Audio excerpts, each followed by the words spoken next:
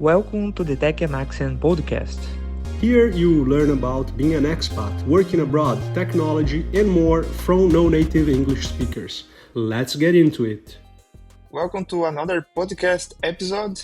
And today we have an episode with a recruiter, a tech recruiter, and someone that is, for me, is one of the nicest recruiters I've met in my LinkedIn. The introduction message of him was really nice. He speaks more than one language, so it's amazing. And welcome, Teo. Welcome to the podcast. Thank you, Alekson. It's a pleasure to be here. Thank you for the compliments. I try to be as nice as possible when I reach out to people, and very happy to be part of this podcast. I think it's very interesting. I listened to a few, and I think it's very inspiring for people. So thanks for the invitation. Yeah, thank you for your time, and it's really nice to have a British accent here for the first time, I guess. We need some diversity in the people you interview, so that's cool. Yeah, and can you tell us a bit about yourself and also where you are from and where you are located? Yeah, absolutely. So I'm currently located in France, but I'm not settled in France. I'm not really settled anywhere at the moment. So my name's Teo Rodriguez Wilkinson. So as you can hear, it's like the most Spanish name and the most English name that you can have. I'm half British and half Colombian, and I've always been raised in France. So I was born in France and did my studies in France.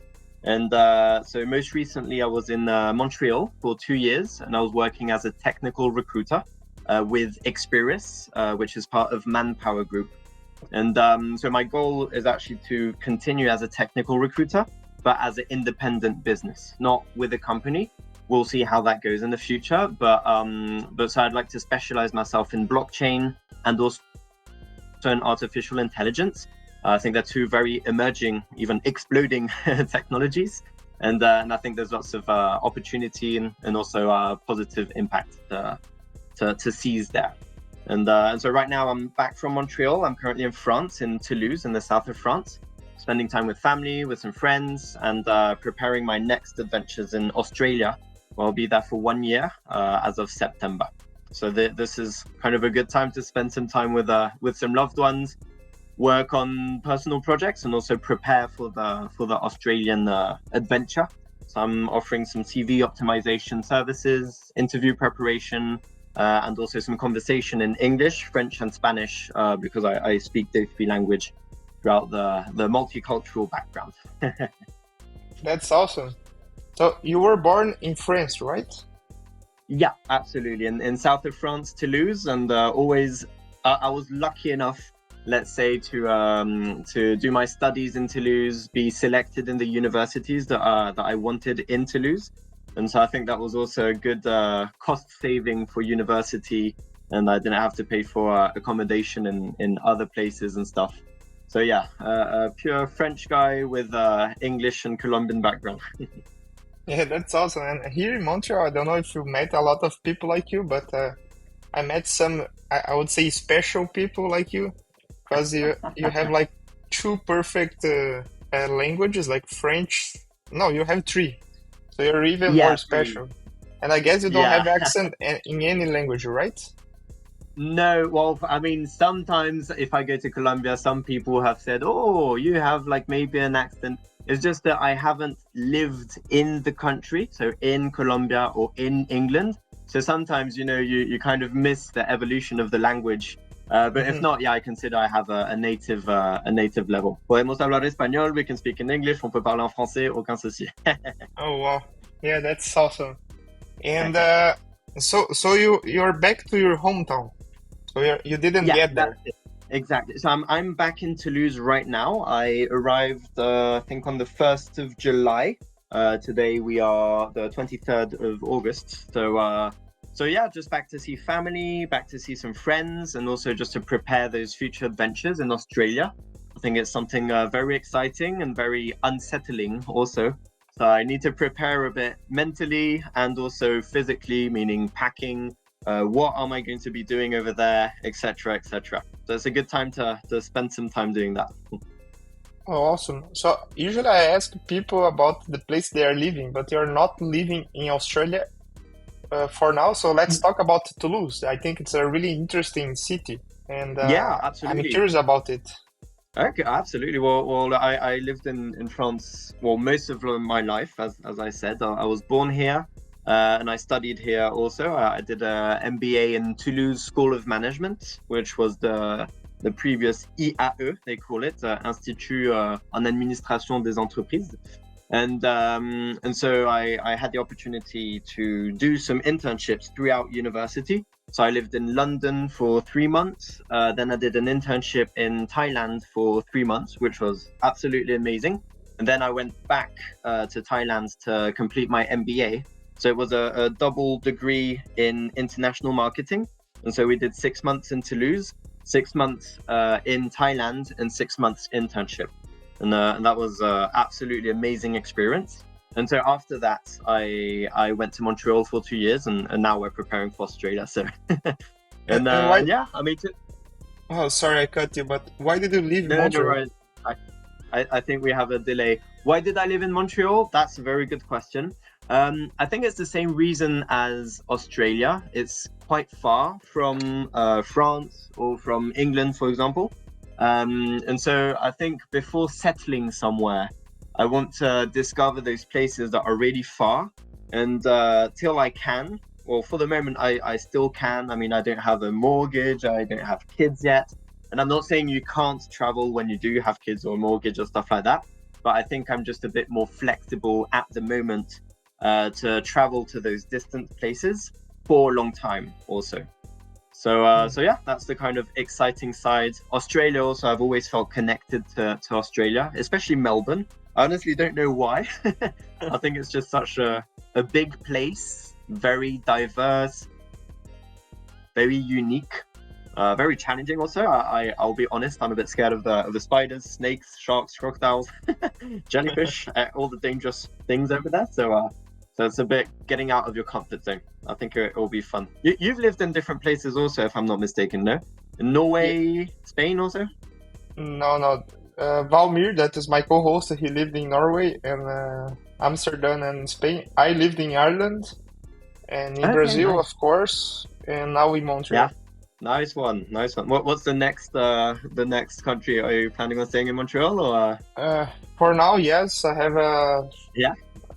big goal to starting a company in Montreal. So I will dedicate one, my okay. life to this company now for a bit, and let's Cool see where stuff. I go later. And Absolutely. Well, you can. yeah, I have something interesting that happened in the podcast that is related to accent, because I know Okay. that because I'm studying that, and I was studying the pronunciation that I have. I was doing like a speech therapy, and when I asked Wow. you about leave Montreal, what I mean was to leave, but because my accent and my pronunciation, you understood to leave. I'll be honest. Also, the delay on our communication. I think I was speaking at the same time, so I understood badly. So your question was, why did I leave Montreal? Yeah. Yeah, but it was my mistake because I know I have this problem. I identify this in the therapy. So Oh, no worries. It's very and interesting. You're doing that therapy. I actually find linguistics very interesting and pronunciation even more interesting. And very interesting fact about leave and live. Yeah, there are lots of words like that. yeah, and I wanted to brought to the podcast to show to the people that I do mistakes all the time and I have miscommunication because of my mistakes. But I love what you're saying. yeah, we have to be comfortable to, okay, I did the mistake, let's fix it and let's ask again and say, oh no, that what I mean was something different. So 100%, Alekson. I totally agree with that.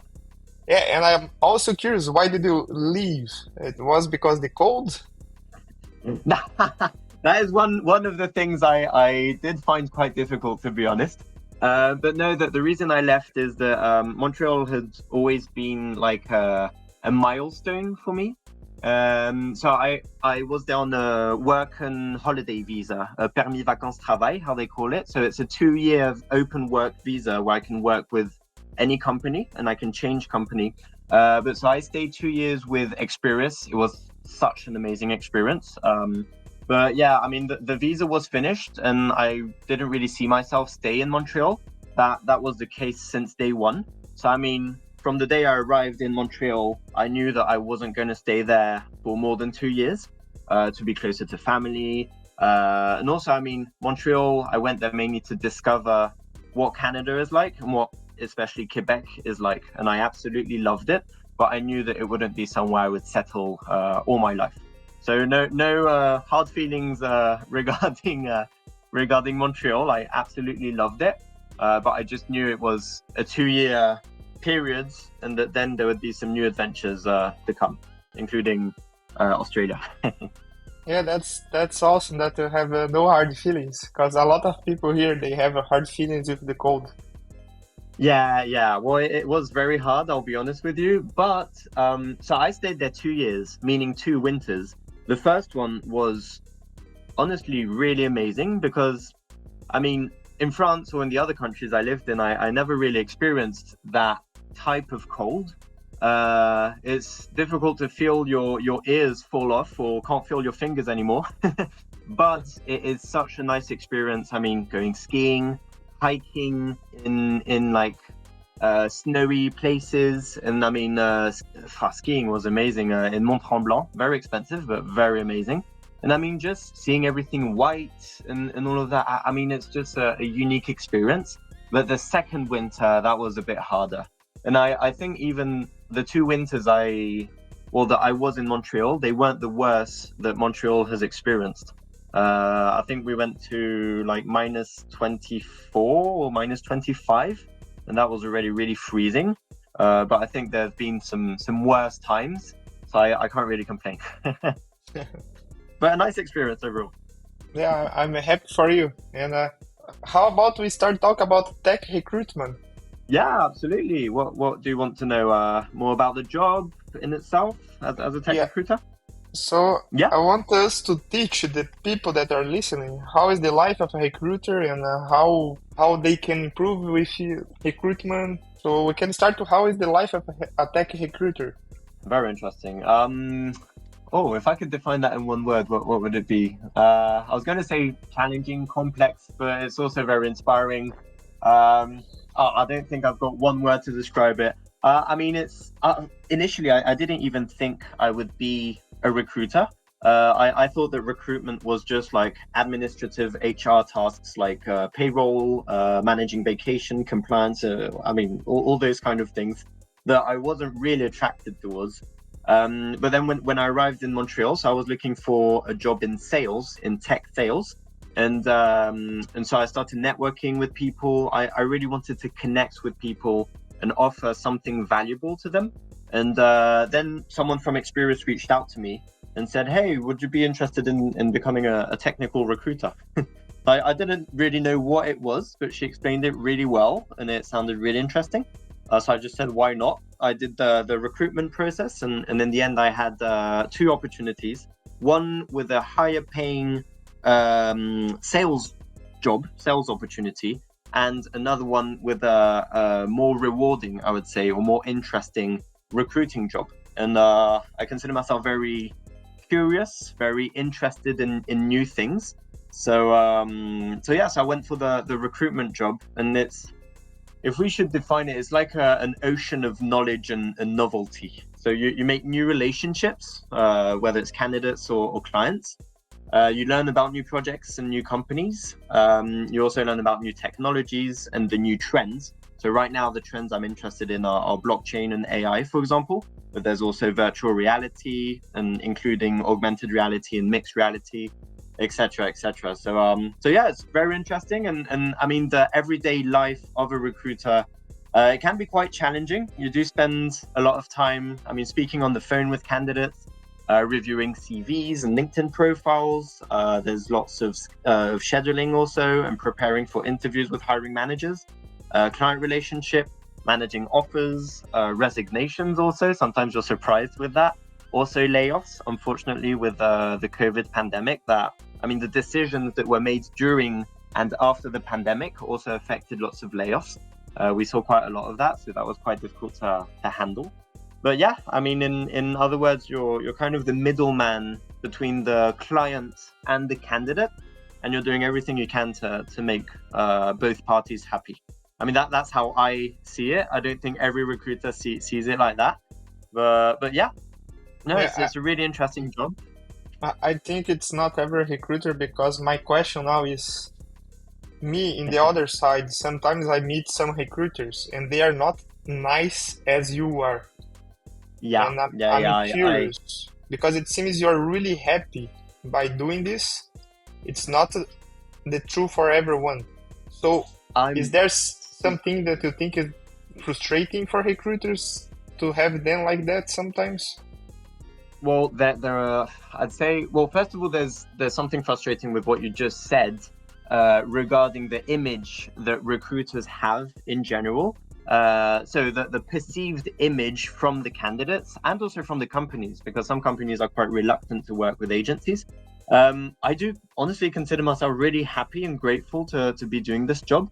I mean, being the middleman between two people, it's like being like the mediator between two people communicating and just trying to make everyone happy. So the client finding the right candidate and the candidate finding the right opportunity. So the challenge is mainly to match both. But I mean, it's kind of understandable that some people don't really appreciate some recruiters, because some recruiters try to sell the talent like if they were a product. And I think that's completely upside down. You shouldn't be doing that. I think recruiters, well, this is how I see it. I think recruiters should provide services to the client, but also to the candidate. I mean, we're communicating with two parties, and it's not just delivering a candidate, meaning the talent, to a customer.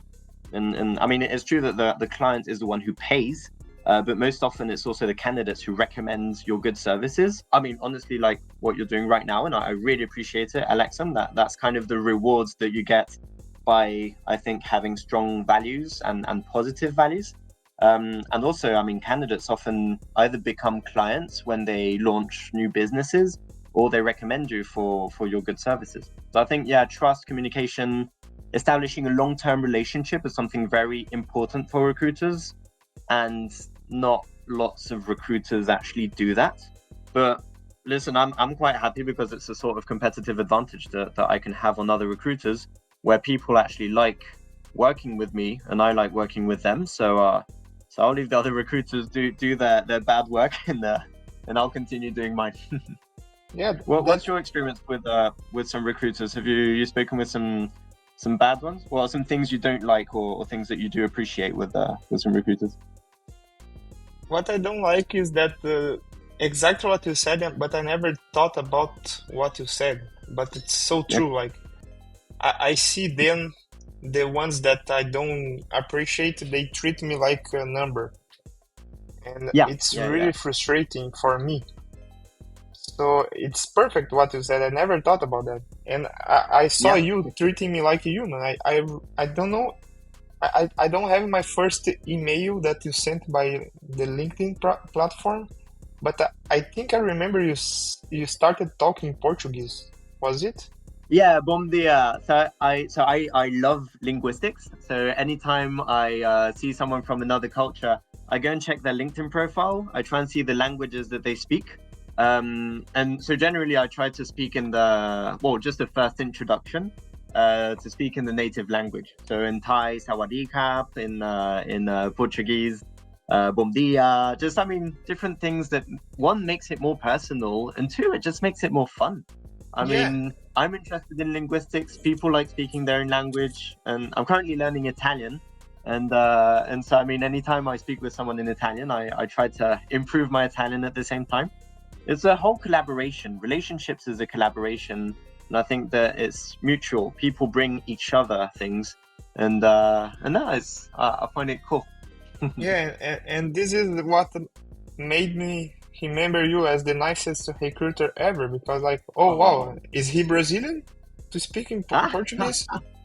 And then you said, no, I'm not Brazilian. Like, oh wow, he really made the effort to see me, to see where I am from and speaking my language. Like, this is the opposite of what you asked me about the frustration. That is mostly recruiters they just send a message like, and they take forever to answer. Like, Yeah. and It, something else that I don't like is you know that the job is not remote, or the job is paying not enough, and you ask them, is it remote? Can you say the salary range? And then can you have a call? They even don't answer. Like, they just say, they ignore your question, and they want to book a meeting to tell you that information that's crucial. So this is really frustrating on my side. How about your side? No, I totally get that. I'm pretty honestly... I'm pretty sure you have like candidates that are not nice too with you. So if you could tell us. Well, as a recruiter, you spend most of your day on the phone. So, I mean, you do get candidates who, I mean, it's all a whole conversation, you know. I mean, the salary, for example, that's the biggest topic, I think, between recruiters and, biggest challenging topic in a way. People always candidates want to get the most possible.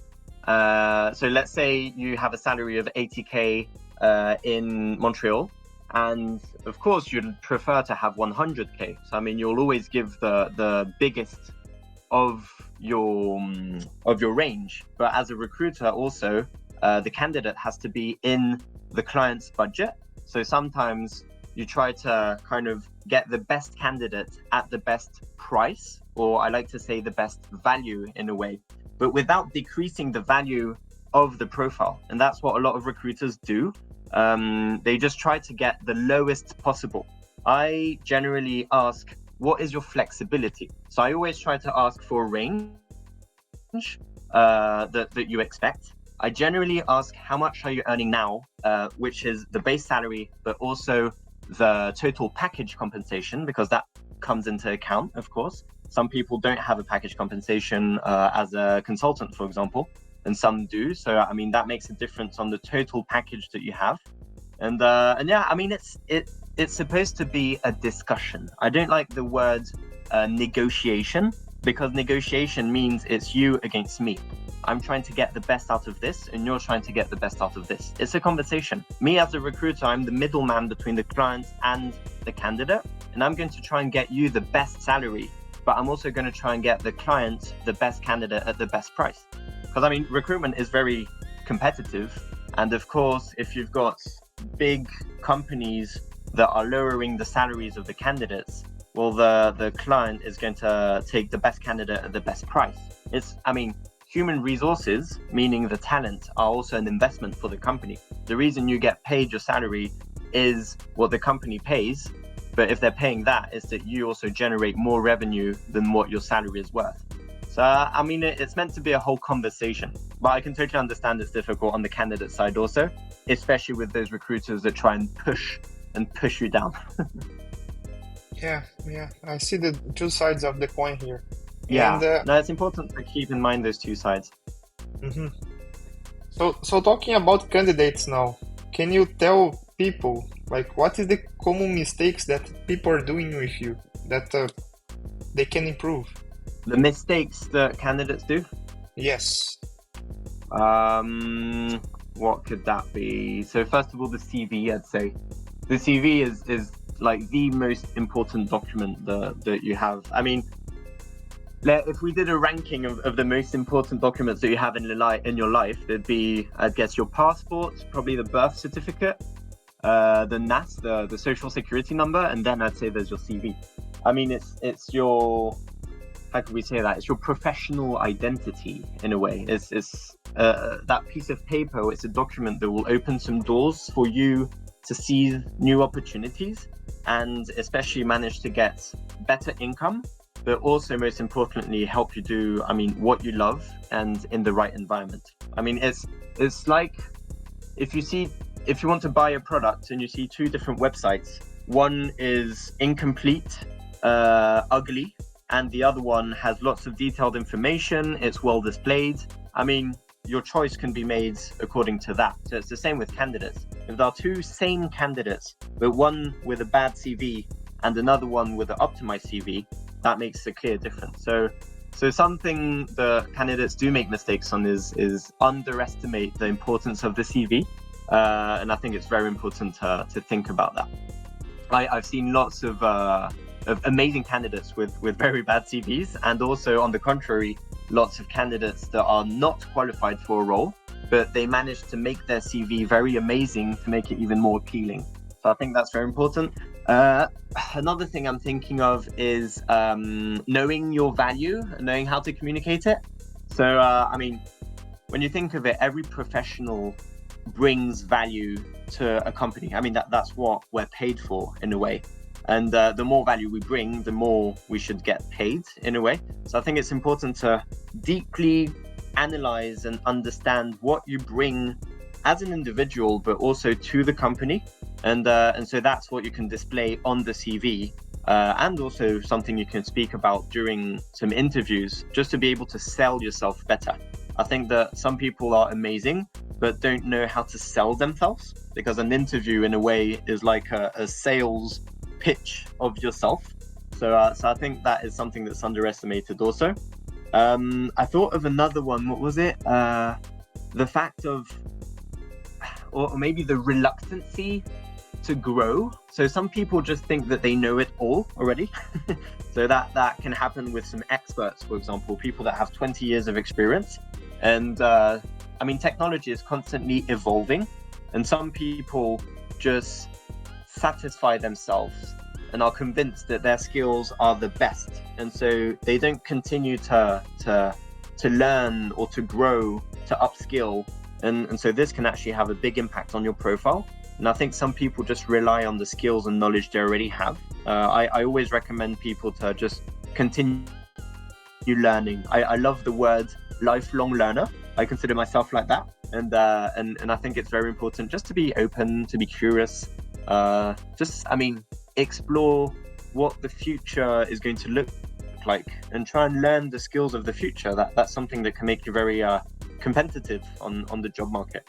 I mean, I've spoken to a lot of expert level, VP level IT professionals, and generally what they have in common is like curiosity to learn more and follow the trends in the market and all of that. So yeah, I think that's very interesting. I'd say those three aspects. I just took a note about this term, lifelong learner. I also consider myself one, and I'm learning now. So I'm curious about the two things. First, how do you identify that the person thinks that he or she knows everything, like the second example you gave? It's quite, I don't know if it's experience that speaks. I mean, I've only got 2 years of experience in recruiting, to be honest, but generally they're the people who speak more than they listen. So I mean, when you're going to try and tell them some information, they will tell you, oh yeah, I know that, or oh yeah, I can do that, blah blah blah. And I mean, I don't know how to explain that. You can just feel that they're reluctant to grow. They're very self-centered in a way, and I mean, they really just rely on their skills. And I think a good way to test those people is to ask them about new technologies, new emerging trends, just to see if they're kind of keeping up to date with the newest technologies. But generally, it's the people that speak a lot and listen not a lot. And I honestly don't see myself presenting those candidates, I mean, to my clients and future clients. Oh, that's really interesting. When I do interviews, I always try to see exactly this point. Yeah, because I don't want to work with for them. Some recruiters. Yeah. No, 100%. And also, I mean, you don't want those kind of people in your team. People that only speak about themselves. They can also be very bossy because they are convinced that they know everything, and also they are less patient with teammates. Let's say there are people to train, people that are more junior or mid-level. If they are already with the title expert, I mean, it can be very difficult to communicate with those people, and I think it's bringing something toxic into a team. It's like how do you say that? A rotten apple in a fruit basket. Exactly. Just like something that's going to spread negatively. Yeah. Yeah, 100%. And my other question is about the CV. Do you know if the ATS friendly stuff that is common today, if that is really working? Like, if you have a system that filters CVs. Do you know? Can you talk about that? What do you mean? So the ATS, the application tracking system, but so how it detects CVs? Yeah, if that is really something, like if this is a myth or if it's true, like because Absolutely. Okay, so that is really something you have to care about. Yeah, absolutely. Well, I mean, so it's not the ATS. I'd say it's more related to AI. So AI is a tool that we're using currently, and we can see right now with ChatGPT, with all the different, LLMs and DeepMind and stuff like that, that it's growing and it's being more and more used. I think in recruitment, it's been used for at least 10 years to analyze profiles. And so I think it simply started with analyzing keywords. For your CV, it's very important to have the specific keywords that are present in the job description. One tip I often give is in the CV, make sure that, at least 10 to 20, even 30 keywords that you see in a job description, let's say Agile, Scrum, DevOps, if you're a software engineer, for example, or business analyst or stuff like that, just to show the match between the job description and the CV. And so what the application tracking systems do, they have AI that's integrated in that, and they have a whole database of existing CVs that the ATS has collected. And what it does, it analyzes the best probability of matching between the job description keywords and the keywords that are present in the CV. So it's not a myth, it's 100% true, but no need, it's not only related to ATS. Recruiters, when they check CVs, they also do Control F, look for a keyword and try and see how many times it appears, where they've used that keyword. So generally it's a skill or a tool that they've used. So yeah, the overlying answer to what you just asked me is the importance of keywords in the CV, which then are detected by the artificial intelligence in the ATS. Great question, awesome. By the way. Yeah, because I asked this because there is a system. I think it's called JobScan. That you put your CV JobScan? Yes. So you copy and paste the job description that you want, and then you add your CV. And this system make the match like an ATS system. Oh, so interesting. It's really interesting, and it shows like, okay, your CV needs to have more keywords like Agile. So it shows that the job description is asking a lot of Agile, but you don't have enough. So it really tells you what you have to improve to be the ATS match. That is really, really interesting. I didn't know about that. Can you send me the name maybe after this conversation, and I'll look into it? Yes. It's very interesting. Thanks for that. I will send it to you, and I will add on the description of the podcast. Yeah, perfect. That could be a good idea. Also, I know you help people exactly doing this. So can you tell us a bit about this kind of work you also do? Like, how can you help people? Absolutely. So, as a technical recruiter, I think I've seen. I never thought of estimating how many CVs I've seen in my life. But I've seen a lot of CVs, a lot of good ones, a lot of bad ones. So I kind of get the idea of what works and what doesn't work. And this story of keywords is one example that lots of people sometimes forget. I often give some quick tips to people for their CV. So always have, for example, a brief presentation of yourself. It's amazing how many people don't actually describe who they are, what they do, what they like, what value they bring to the company. Then, describe in detail your tasks and responsibilities. This is something that you can say, I did this, I did that, but try and go in depth. Try and give some metrics. Try and give, some results that you have actually done. Not, I have participated in the elaboration of this, blah, blah, blah, blah, blah. What did you specifically do to show the person that is reading your CV what you know how to do and what you could apply in your future opportunity? That's something that I try to optimize, for example, with the CV. So, my services are CV optimization, interview preparation, and also English, Spanish, and French conversation sessions, because I speak the three languages at a native level.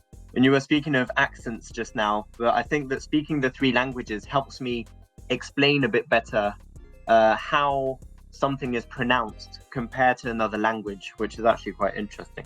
So, I mean, for the CV, that's what I try to do. I try to optimize the way that things are said and just try and make sure that the keywords appear to a specific job description. I try to make it a bit more, let's say, readable in a way and original. So just one tip for the people who are listening, adding a QR code that links your CV to your LinkedIn is something that truly makes a difference, because they can see your profile directly, they can add you and they can reach out to you. And that is already you anticipating them establishing contact with you. So that is one thing that I add on my CV, for example, and I like to add on other people's CVs. And then for interview preparations, I mean, it depends, of course, on the role, on the candidate, what you need to work. But generally, what I like doing is improving and optimizing the confidence that people have in themselves. Sometimes people don't want to speak too much about their skills, or they don't know how to tackle this experience that they've done with this company. So, I mean, we just think of different ways to speak about that. Some people are scared of speaking in English when it's not their native language. So, I mean, we can do training to better formulate phrases in English and Spanish and French. In Montreal, French and English are very, very important, and they're a key differentiator. So that's good training. And then just for Spanish, English, and French conversation, it's mainly just helping the person, build confidence in the way they speak. So I think sometimes some people have the language in their brain, but it doesn't come out of their mouth. And so that is what is needed to improve, make mistakes and understand the mistakes and correct them. Some people don't have the language in their brain, but they speak and they evolve much faster. They have a bigger learning curve. So yeah, those are the services that I'm offering at the moment. It's mainly just to make like some extra cash and help people while I prepare before Australia, because I think I'll be doing like some manual work in Australia, because I can't work for more than 6 months for the same company. I'll try and develop my business over there and continue networking with people. But I think I'll actually continue doing those 3 types of services in Australia, but just a bit less than right now. That's awesome. And I hope you can do a full time of that, because people need that. Absolutely. And I love doing it. So, it's a win-win. Yeah, exactly. So I don't know if you realized in the podcast you listened that you have a classic question, and I also have this classic question for you. So the classic question is what was your most embarrassing moment living abroad? I thought that would be it. So I actually thought of it when I listened to, I think it was Rafaela's podcast about the CEO working in London in the blockchain and Web3 industry. I don't really have an embarrassing moment. I did think of my time in not in Montreal, in Thailand, where it wasn't embarrassing, but it was kind of funnily intimidating. But now I just see it as a travel experience. So it was in Ao Nang, which is in the south of Thailand. It's not too far from Phuket, that many people know. And so we went on a beautiful kayak trip with my girlfriend. And so we were having a lovely time. The sea was very calm. And then suddenly the wind just increased, and so did the waves. So you see the result, waves and kayak. We ended up tipping over and having a kayak accident. So nothing very kind of harmful just at that moment. But the thing is, the sea level was very low. It was just a few centimeters high. So we were barefoot. I lost my phone in the water, so that was a bit sad. But most importantly, we were on some very sharp rocks, and we were very far from the shore, from the beach, and we were kind of calling people and cutting our feet at the same time, getting swamped by waves and stuff. So it was a bit of a nightmare on the moment, And so after that, we managed to get on the beach. We were rescued by the Thai people that rented us the kayaks. So that was very, very kind of scary and intimidating in a way. But everyone was just so nice, so cool, very helpful. We didn't really speak much Thai apart from hello, thank you, and very spicy. And they didn't really speak English, so communication was difficult, but there was that kind of natural relationship that happened between us. So that was cool. And so later on that day, oh no, it wasn't on that day. I think it was a few days later. We had our bandages and all our we did bleed quite a lot on our feet, on our legs, and all of that. So we were walking with our bandages, and so there was a group of monkeys, like I'd say 15 or 20 monkeys that were in front of us in the middle of a path.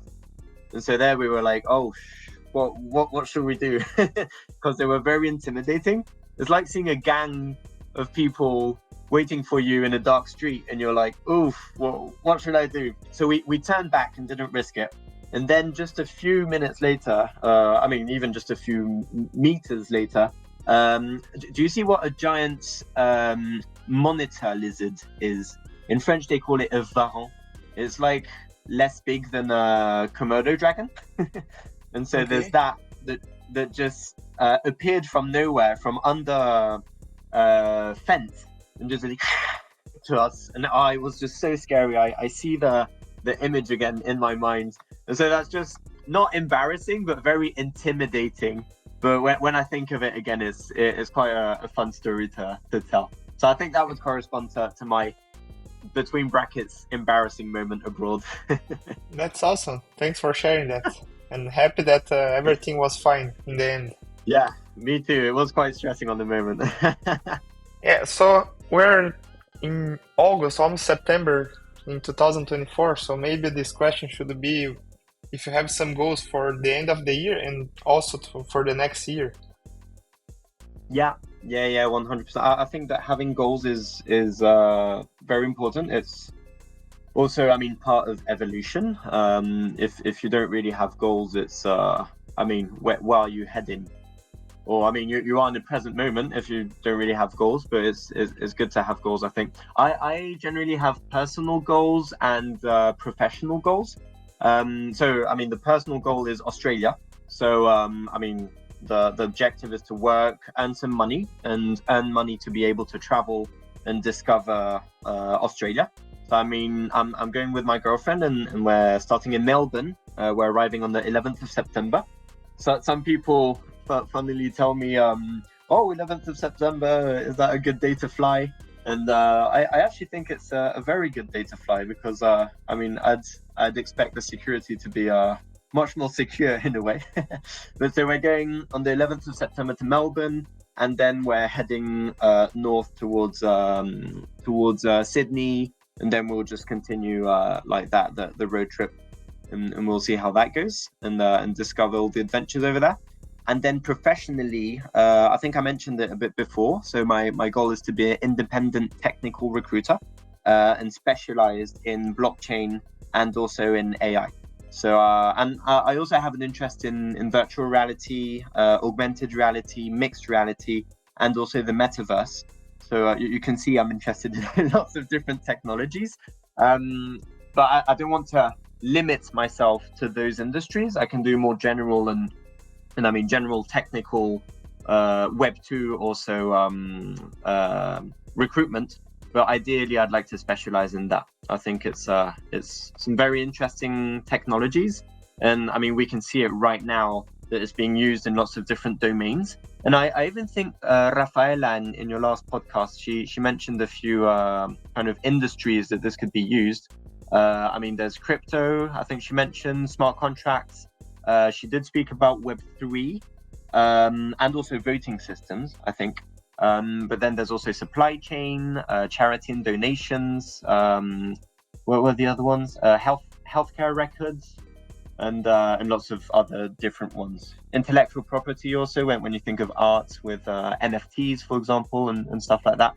So yeah, I've still got lots to learn about all of that, but that's my main goal. And so to do that, I'll have to, network with clients, candidates, recruiters, businesses in general, and just learn more about entrepreneurship and also just about the fact of running a business in itself.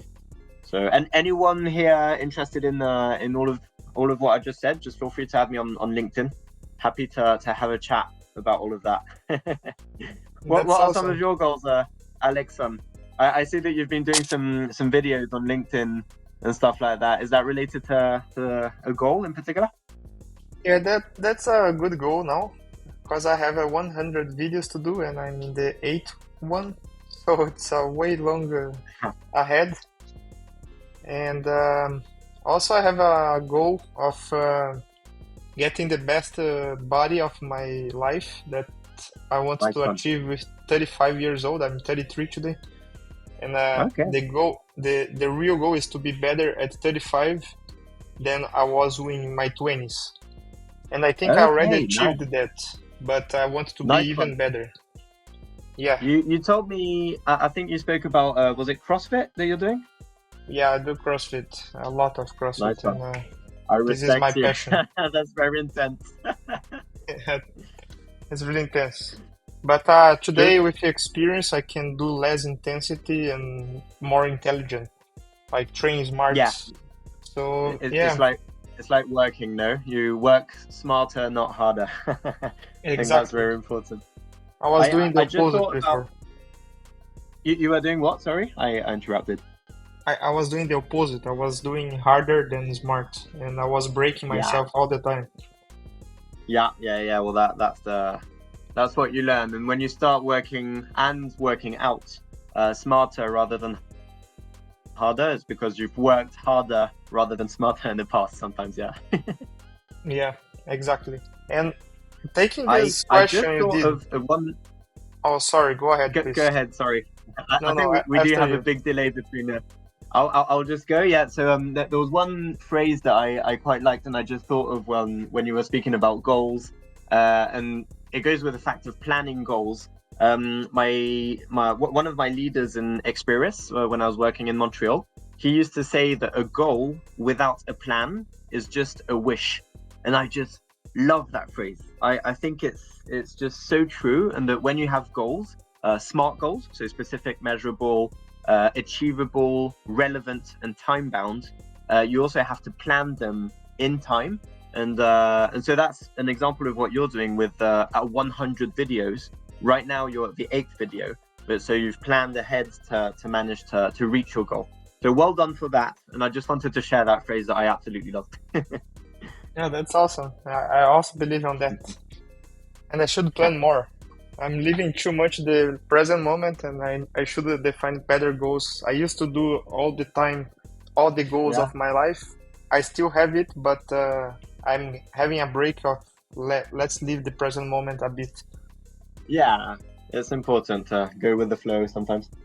Yeah, and I have a final question that is, if you have any final message to the people that are listening to us. Do I have a final message? I'd say, well, first of all, with everything I've said regarding tips with your CV, for example, optimize your CV. I'm available if anyone needs any services. Think about your true value and your goals, and then optimize your CV, because I mean that's what you're going to communicate in your CV. What else did I mention? Never stop, learning and developing your skills. That is very important. Also to have a competitive advantage on the job market in general. And I'd say that's mainly for the recruiter, Theo, in a way.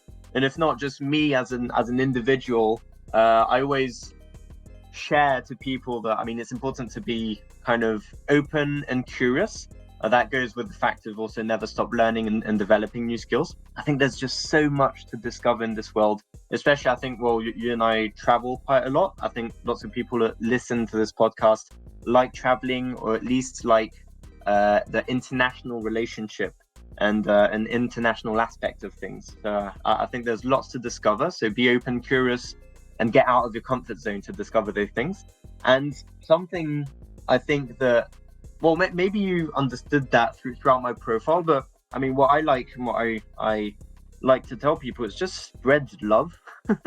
just care about people. I think when people tell me what's so special about you as a recruiter, I just say, hey, I was going to say I give but I'll stay polite. I just care about people. I care about people, their businesses, the projects, and I just want to make things good, have a positive impact on the world and on people's lives. So I think it's important to try and understand each other, be tolerant, and also live just in a peaceful environment and with happy and healthy people. That would be maybe my final message. That's awesome. Thanks a lot, and I think you should share this episode with the jobs that you apply, because it's gonna give you the job for sure.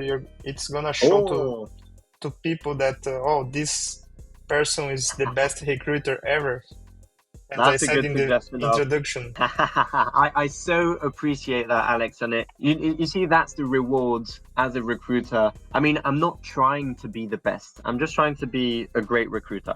Not better than other recruiters that have similar values. I think that every recruiter should actually learn from other recruiters and collaborate and just share the same values for the candidates that are out there that are looking for interesting jobs. And I mean, that will just create a better world. So I'll continue doing my stuff and sharing those values and helping people. And I just hope that bit by bit, I'll continue developing my network and a network of positive and open-minded people that have that desire to collaborate and help other people. I think that's interesting. And Alex, I'm very happy to have you in my network. I can say it here. I think you're a great guy, whether it's technically, but also, I mean, the personality and just the fact that you're doing your videos, the fact that you're doing your podcast. It shows how open you are, how you get out of your comfort zone, and how you also include other people into it. So once again, thanks for inviting me on this podcast. Really happy. Thank you for the words, and thank you for your time and for the great advices. I'm sure it's gonna help people. And enjoy your trip, Teo. That's it.